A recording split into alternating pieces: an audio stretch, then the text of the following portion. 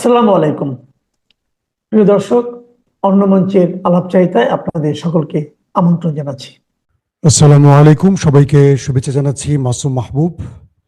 সারাদিন বৃষ্টি পড়ছে, ভাবছিলাম আজকে বেশি বেশি বৃষ্টি উপভোগ করব, কিন্তু দেখলাম যে খবর আসা শুরু করে দিয়েছে, আবারও বড় রকম খবর। ইরান আমেরিকার যুদ্ধ এবার আরো ভয়াবহ দিকে মোড় নিতে যাচ্ছে। প্রথম কথা হলো যে যুদ্ধবিরতি প্রায় লঙ্ঘিত হতে যাচ্ছে, অর্থাৎ যুদ্ধবিরতি ভেঙে পড়তে যাচ্ছে। কারণ নেতানিয়াহুর দেশটি লেবাননে ব্যাপক অ্যাটাক করেছে। সবচেয়ে বড় অ্যাটাকটি করেছে বৈরুতে।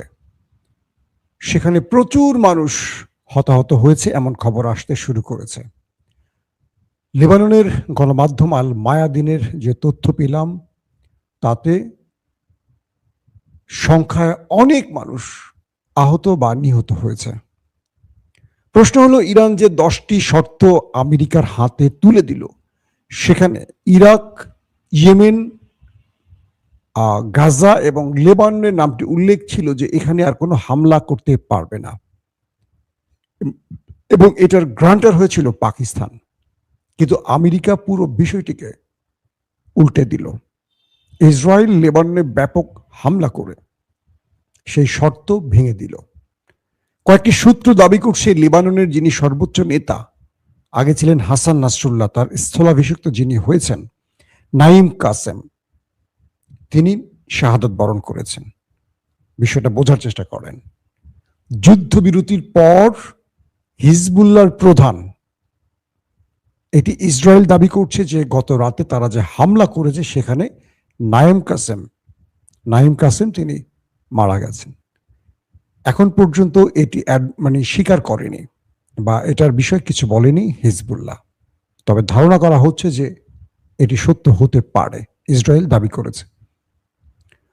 যখন আমেরিকা ইরানের ধোলাইটা খেল ব্যাপকভাবে, পৃথিবীর চারদিক থেকে ট্রাম্পের উপর চাপ বাড়ছে, ঘরে বাইরে, তখন এক প্রকার হাতে পায়ে ধরে ইরানের কাছ থেকে সিজ ফায়ার করে নিচ্ছিল ট্রাম্প। মাত্র কয়দিন হিসেব করে দেখেন, এর মধ্যেই ইসরায়েল লেবাননে হামলা করে যুদ্ধবিরতিটাকে ভেঙে দিচ্ছে। বলা হচ্ছে ইসরায়েলের জরুরি নিরাপত্তা বিষয়ক বৈঠকে, যে বৈঠকটি শেষ হয়েছে কয়েক ঘন্টা আগে, নেতানিয়াহু এবং তার ক্যাবিনেট এবং তার যুদ্ধকালীন যে ক্যাবিনেট জেনারেলরাও বসছিলেন, সেখানে সিদ্ধান্ত হয়েছে ইরানে বড় আক্রমণ করতে যাচ্ছেন তারা। মার্কিন প্রেসিডেন্ট ডোনাল্ড ট্রাম্প তার নেভি, এয়ারফোর্সকে চারদিক থেকে ইরানকে আবারও ঘিরে ফেলতে নির্দেশ করেছেন। তার মানে বড় আক্রমণের দিকে আবার যাচ্ছে এই দেশগুলো। প্রিয় দর্শক, ইরান স্পষ্ট করে বলেছে যে আমরা 10টি শর্ত দিয়েছি, সেই 10টি শর্তের মধ্যে এই দেশগুলো ছিল ইরাক, লেবানন, গাজা এবং ইয়েমেন। ট্রাম্প পুরো অস্বীকার করেছে, বলছে যে না, এই শর্তের মধ্যে এটি ছিল না। সঙ্গে সঙ্গে পাকিস্তান জানিয়ে দিয়েছে যে না, এই দেশগুলো ছিল শর্তের মধ্যে, কারণ মধ্যস্থতা করেছিল পাকিস্তানের ফিল্ড মার্শাল আসিম মনির এবং শাহবাজ শরীফ। পাকিস্তান সঙ্গে সঙ্গে জানিয়ে দিয়েছে ইরান যে 10টি শর্ত দিয়েছিল, যে 10টি শর্তের মাধ্যমে যুদ্ধবিরতি, সেখানে এই দেশের নামগুলো ছিল এবং লেবাননে কোনো প্রকার হামলা করা যাবে না, এটি ইরান উল্লেখ করেছে। কিন্তু দেখেন, ট্রাম্প পূর্বের মতো আবারও মিথ্যাচার করছেন। পৃথিবীর সবচেয়ে শক্তিধর একটি দেশের প্রধান ব্যক্তিটি যদি এইভাবে প্রকাশ্যে মিথ্যাচার করে, তাহলে সেই দেশটির ভাবমূর্তি কোথায় গিয়ে ঠেকবে? ইতিমধ্যে মার্কিন অন্যতম একজন পাওয়ারফুল ম্যান টকার কার্লসন, তিনি স্পষ্ট করে বলে দিয়েছেন মার্কিনীদের উচিত ইসরায়েলকে আর $1 এইড না দেয়া। যে কোনো ভাবে ওই দেশটির আমেরিকা থেকে যে অস্ত্র যায়, সকল অস্ত্র বন্ধ করে দেয়া। পুরো পৃথিবীতে অশান্তির জন্য এই দেশটি দায়ী। একদম মার্কিন গুরুত্বপূর্ণ ব্যক্তি তিনি, টকার কার্লসন, তিনি বলে দিয়েছেন যে ট্রাম্প কতটা অসহায়, যে ইসরায়েলের প্রধানমন্ত্রী যুদ্ধবিরতি লঙ্ঘন করেছেন এবং ট্রাম্পকে তিনি ফোন করেছেন। কি বলা হচ্ছে যে মিস্টার নেতানিয়াহু ফোন করেছিলেন ট্রাম্পকে, বলছিলেন যে আমি লেবাননে হামলা করতে চাই।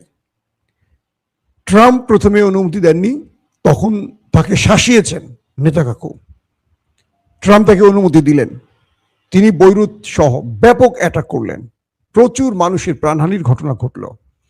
ইরান সঙ্গে সঙ্গে হরমুজ প্রণালী বন্ধ করে দিল, বলল যুদ্ধবিরতির লঙ্ঘনের দায়ে হরমুজ প্রণালী বন্ধ।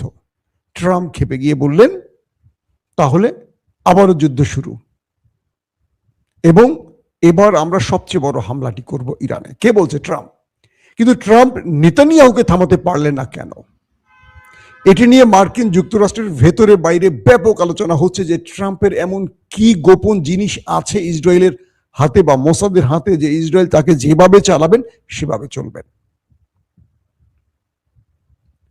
নেতানিয়াহু বুঝতে পারছেন এটি তার জন্য শেষ সুযোগ ছিল, কারণ এরপরে আর কোনো মার্কিন প্রেসিডেন্ট ওই দেশটির পক্ষে দাঁড়াতে পারবে না, কারণ স্বয়ং এই দেশটির ভেতরে 60-70% মানুষ ওই দেশটির বিরুদ্ধে চলে গেছে, মানে আমেরিকানরা ইসরায়েলের বিপক্ষে দাঁড়িয়ে যাচ্ছে। তো ট্রাম্পের আমলে তিনি যদি কোনো সফলভাবে কিছু করতে না পারেন, আগামীতে তিনি ব্যর্থ হবেন। তাই ট্রাম্পকে দিয়ে এই কাজগুলো করিয়ে নিচ্ছে। আর ট্রাম্প এই মুহূর্তে এমন একটি পজিশনে আছে, তার দেশের মানুষ তাকে এক শতকও বিশ্বাস করছে না। ট্রাম্প বলছেন যা জনগণ ধরে নিচ্ছে তার উল্টোটা। একটা প্রেসিডেন্টের এমন দুর্দশা এর আগে মার্কিন যুক্তরাষ্ট্র কখনো দেখেনি। দর্শক, পাকিস্তান বলছে যে ইরান আমাদের যে 10টি শর্ত দিয়েছিল এই দেশগুলো তাদের মধ্যে ছিল। আমেরিকা এটাকে মেনে নেওয়া উচিত শান্তি প্রক্রিয়ার জন্য। ইতিমধ্যে ইরানের প্রতিনিধি দল পৌঁছে গেছে পাকিস্তানে, আর অন দা ওয়ে পথে আছে মার্কিন ভাইস প্রেসিডেন্ট জেডি ভেন্স, তিনিও এই আলোচনায় থাকবেন। যখন আমেরিকা এবং ইরান আলোচনায় বসছে শান্তি প্রক্রিয়ার জন্য, তখন পৃথিবীর অন্য প্রান্তে বসে অশান্তি তৈরি করছেন আরেকজন নেতানিয়াহু। তাকে কেউ থামাতে পারছে না। অস্ট্রেলিয়া, ব্রিটেন, ইউরোপের আরো দেশগুলো স্পষ্ট ট্রাম্পকে বলেছে যে এই দেশগুলোকে শান্তি প্রক্রিয়ায় যুক্ত করা হোক, অর্থাৎ লেবাননে যেন ইসরায়েল আর কোনো হামলা না করে। কে বলছে? ইউরোপের দেশগুলো, যে শান্তি প্রক্রিয়া নষ্ট হতে পারে এমন কাজ যেন ইসরায়েল না করে, সেখানে তাকে থামাতে হবে। কেন ব্রিটেন? আপনি ইসরায়েলকে বলতে পারেন না এই রাষ্ট্র তো আপনি তৈরি করে দিয়েছিলেন, আপনাকে আর মানে না কেউ? না, সূর্য অস্ত গেছে আপনাদের। কি একটা অবস্থা দেখেন। বলা হচ্ছে ইসরায়েলে গুরুত্বপূর্ণ জরুরি বৈঠক হয়েছে, সেই বৈঠকে তারা ইরানের বিরুদ্ধে বড় আক্রমণের প্রস্তুতি নিচ্ছে। তারা বলছে ইরান আমাদের উপর আক্রমণের আগেই যেন আমরা আক্রমণ করতে পারি। ইতিমধ্যে তাদের ড্রোন ইসরায়েলে প্রবেশ করেছে, দুঃখিত, ইতিমধ্যে ইসরায়েলের ড্রোন ইরানে প্রবেশ করেছে। ইরান সেটাকে প্রতিরক্ষা ব্যবস্থার মাধ্যমে শুট করে ফেলে দিয়েছে। বলা হচ্ছে ইরান এখনো ধৈর্যের শেষ পর্যায়ে পর্যন্ত আছে, ইরান এখন পর্যন্ত পাল্টা আক্রমণ করেনি, কারণ ওরা চায় একটা যুদ্ধবিরতির লঙ্ঘন ইরান করুক। আবার আমেরিকার প্রেসিডেন্ট সরাসরি হুমকি দিচ্ছে যে তাদের বিমান বাহিনী এবং নেভিকে ইরানকে চারদিক থেকে ঘিরে ফেলতে, কারণ ইরান হরমুজ প্রণালী বন্ধ করে দিয়েছে। ট্রাম্প বলছেন ইরান তার শর্ত ভঙ্গ করেছে হরমুজ প্রণালী বন্ধের জন্য, কিন্তু ইসরায়েলকে দায়ী করছেন না ট্রাম্প যে লেবাননে তিনি এত বড় ম্যাসিভ আকারে ম্যাচাকার চালিয়েছেন। এটা হলো আমাদের ডোনাল্ড ট্রাম্পের চরিত্র। দর্শক, এখন আগামীকালকে পাকিস্তানের ইসলামাবাদে বৈঠকটি হবে দুই দেশের মধ্যে। এখান থেকে অনেক জিনিস তৈরি হচ্ছে। এক, এই যুদ্ধ বিরতিটা ট্রাম্প আসলে চেয়েছেন দুটো কারণ। এক, তিনি এই যুদ্ধে পেরে উঠছিলেন না। দুই, আমেরিকার ভেতরে তার উপর ব্যাপক চাপ সৃষ্টি হচ্ছিল এবং আমেরিকা প্রতিটি ধাপে ইরানের হাতে মার খাচ্ছিল। ইরানকে ক্ষতিগ্রস্ত করছিল তারা, সত্য কথা, কিন্তু তারা নিজেরা মার খাচ্ছিল, যেটা বিগত 50 বছর এরকম মার তারা খায়নি। কিন্তু ইরানের হাতে এইবার তারা যে ধোলাইটা খেয়েছে এটা ছিল কঠিন ধোলাই। কিন্তু ট্রাম্প তার যে চাবিটা, এটা যে ইসরায়েলের হাতে, এটি আবার বিশ্ব প্রমাণ পেল। এই একটি দেশ, টকার ক্যান্সন কি বলেছে, যে এই একটি দেশ পুরো পৃথিবীতে অশান্তি তৈরি করছে। আমেরিকানদের উদ্দেশ্যে তিনি বলছেন যে আপনারা $1 আর ওই দেশটিকে দেবেন না, একটি অস্ত্র ওই দেশকে দেবেন না। এই দেশ থেকে সাহায্য নেয়, এই দেশ থেকে অস্ত্র নেয়, আর পুরো পৃথিবীতে অশান্তি তৈরি করছে সেই দেশটি। বুঝতে পারছেন, মার্কিনীরা এবার ওই দেশটির প্রতি তাদের ব্রিটিশ না ঘৃণা চলে এসছে। পুরো পৃথিবী একটি সুসংবাদ পেয়েছিল যুদ্ধবিরতির মাধ্যমে, যে শান্তি হওয়া হয়তোবা ফিরবে। চিন্তা করেন কোথায় হরমুজ প্রণালী আর বাংলাদেশের অবস্থা দেখেন। আমি যেখানে যাই দীর্ঘ লাইন, রাস্তায় মাইলের পর মাইল, মানুষ তেলের জন্য পাগল হয়ে গেছে। বাইক যারা চালায় প্রয়োজনীয়ভাবে, তারা রাস্তায় দাঁড়িয়ে আছে সকাল থেকে রাত পর্যন্ত বাইকে তেল নেবার জন্য, সকাল থেকে রাত। গ্যাস বন্ধ হয়ে গেছে। আমি আমার নিজের প্রয়োজনে এক জায়গায় আটকে গেছি, কোথাও মুভ করতে পারছি না, আমার অনেক জরুরি কাজ আটকে আছে, না তেল পাচ্ছি না গ্যাস পাচ্ছি।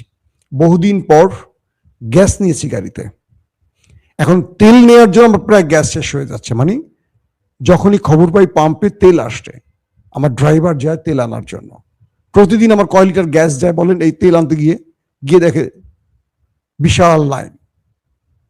এই লাইন মানে লড়াই করে টিকে থেকে এই লাইন দিয়ে তেল আনা সম্ভব না। সকাল থেকে রাত পর্যন্ত বসে থাকলে বাকি কাজ করবে কখন? আবার ফিরে আসছে। যদি বাংলাদেশের এই পরিস্থিতি হয়, পুরো পৃথিবীর দৃশ্য কি হচ্ছে বলেন আপনারা? এখন আমরা যে বিষয়টি বুঝতে পারছি সেটি হলো, নেতানিয়াহু টেলিফোনের পর ট্রাম্প তার চরিত্র আবার পাল্টে দিলেন। তিনি একদিকে আলোচনা করছেন ইরানের সাথে, আরেকদিকে যুদ্ধের প্রস্তুতি নিচ্ছেন ইরানের বিরুদ্ধে। ইরান তার সবচেয়ে ভয়ঙ্কর মিসাইলগুলো আবারও আপলোড করেছে, কারণ যে কোনো সময় ওই দেশটি ইরানে হামলা করবে, যে কোনো সময়। হয়তো আমার এই লাইভের মধ্যে আক্রমণ শুরু হয়ে গেছে, আমি জানি না এই মুহূর্তের আপডেট, কারণ আমি আপনাদের সাথে সরাসরি লাইভে আছি। এক বাক্যে বলতে পারি, যুদ্ধবিরতি লঙ্ঘনের পথে। এখন যদি পৃথিবীর পরাশক্তিগুলো ওই দেশটিকে চেপে না ধরে, তাহলে এটি আরো ভয়াবহ আকার ধারণ করবে। কারণ ট্রাম্প বলছে তারা ইরানে ইতিহাসের সবচেয়ে ভয়াবহ হামলা এবার করবে, আর ইরান বলছে তাদের সবচেয়ে ভয়ঙ্কর মিসাইলগুলো তারা আপলোড করেছে, জাস্ট একটা সুইচ টিপ দেওয়ার অপেক্ষায় আছে। এখন যদি বিষয়টি এরকম হয় যে আমেরিকা জড়াবে না, ইরান ইসরায়েল লড়াই করবে, তাহলে কি হবে? যদি এটা হয়, এটা মন্দ হয় না। আমেরিকা যদি প্রকাশ্যে অপ্রকাশ্যে এই যুদ্ধে ইরানের বিপক্ষে না দাঁড়ায়, তাহলে নেতা সাহেবকে একটা ভালো ধোলাই দিতে পারবে ইরান। এবং ইরান মনে মনে এটি চাচ্ছে যে আমেরিকা তুমি এগোও না, তুমি থাকো তোমার গণ্ডির মধ্যে, নিরপেক্ষ জায়গায় থাকো, তোমার সাথে আমার যুদ্ধবিরতি হোক, ওই দেশটি থাকুক আমার সাথে লড়াইতে, ওকে একটা শিক্ষা দেই, ওকে মুছে দেই মানচিত্র থেকে, ও বুঝুক পৃথিবীতে অশান্তির শাস্তি কি হতে পারে। এদিকে হিজবুল্লাহ পাল্টা প্রতিরোধ শুরু করেছে। ইরান তার মিত্রদের জন্য আবারও হরমুজ প্রণালী বন্ধ করায় যে তেলের দামটি কমছে, সেটি আবার বেড়ে যাওয়ার আশঙ্কা তৈরি হয়েছে। তার মানে পৃথিবী শান্তির দিকে আর হাঁটবে না, আবারও অশান্তির দিকে ছুটবে। যে শান্তির জন্য আমরা একটু অপেক্ষা ছিলাম, কেন যেন মনে হচ্ছে আবার বড় লড়াই শুরু হচ্ছে। তারপরও আমরা প্রত্যাশা হারাতে চাই না। পৃথিবীর বড় বড় এস্টাবলিশমেন্ট জড়িয়ে যাচ্ছে এটার মধ্যে। পাকিস্তানে কালকে শুরু হচ্ছে আমেরিকা ইরানের বৈঠক। এই বৈঠকটি চলার মধ্যে ট্রাম্প যেন আর কোনো 2 নম্বরই বুদ্ধি না করে, কারণ এই বৈঠকটি চলমান অবস্থায়, কারণ এর আগেও 2টো বৈঠক হয়েছিল ইরানের সাথে, 2টো মানে 2 ধাপে, কয়েকবার বৈঠক হয়েছে 2টো ধাপে। সেই আলোচনার মধ্যে ইরানে আমেরিকা ইসরায়েল অ্যাটাক করেছে। ইরান যখন আলোচনায় পাকিস্তানে যাবে, বা গেছে, তো ইতিমধ্যে চলে গেছে পাকিস্তানে, দেখেন না সেই বিমানটিকে টার্গেট করে কিনা ইসরায়েল। কারণ তারা গুপ্ত হত্যা নাম্বার 1 পৃথিবীতে। তারা বীরের মতো সামনের থেকে মারতে পারে না, গুপ্তভাবে মানুষকে মারে। সারা পৃথিবীতে গুপ্ত হত্যায় মোসাদ 1 নম্বরে আছে, জানেন আপনারা। এখন ইরান হুঁশিয়ারি দিয়েছে যে এই হত্যাযজ্ঞ বন্ধ না করলে, বা তাদের শর্তের মধ্যে যদি এই দেশগুলোকে না আনা হয়, এই যুদ্ধবিরতি ইরান মানবে না। ইরান আগের মতো আবারও শত্রুর বিরুদ্ধে অ্যাটাক শুরু করবে। আর সেই আশঙ্কাটা হয়তো আজ রাতে ভেঙে যেতে পারে, অর্থাৎ আজ রাত থেকে আবারও বড় আক্রমণের দিকে যেতে পারে এই 3টি দেশ। এখন দেখতে চাই আমরা আসলে শেষ পর্যন্ত কি হয়।